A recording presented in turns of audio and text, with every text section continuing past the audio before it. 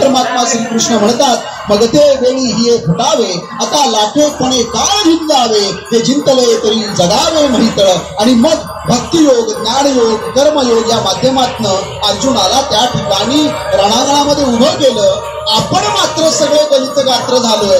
आपल्याला मात्र आता श्रीकृष्ण भेटत नाही आहे आणि हा श्रीकृष्ण शोधण्यासाठी मला वाटतं आपण वारीमध्ये आलेलो आहोत. या वारीमध्ये मला वाटेल का माझ्या पडलेल्या प्रश्नांना कोणी उत्तर देईल का, याच्यासाठी कदाचित आपला चाललेला सगळ्यांचा अट्टहास आहे. आपला श्वास ज्यावेळी जगण्याचा ध्यास बनतो त्यावेळी आपलं जगणं आपल्या वाट्याला येतं. नाहीतर आपण फक्त जिवंत आहोत, जगणं मात्र बाजूला पडलंय. हे बाजूला पडलेलं जगणं जिवंतपणे जगावं आणि वारीमध्ये यावं, वारीमध्ये जगणं शिकावं, जगणं शिकल्यानंतर जगायला शिकावं आणि जगायला शिकल्यानंतर जगवायला शिकावं, यासाठी ही वारी आहे. आणि म्हणून आपण वारीमध्ये येतो. अरे द्यायला महत्व आहे, घ्यायला तर सगळेच आले. जो देतो ना त्याला परमेश्वर काहीच कमी पडू देत नाही. म्हणून ही वारी आहे. या वारीमध्ये देण्याची बुद्धी आमची बळावली पाहिजे. आणि दिलाच तर मी खात्रीनं सांगतो, शेण मातीत पडलं ना माती घेऊन उठतं. तुम्ही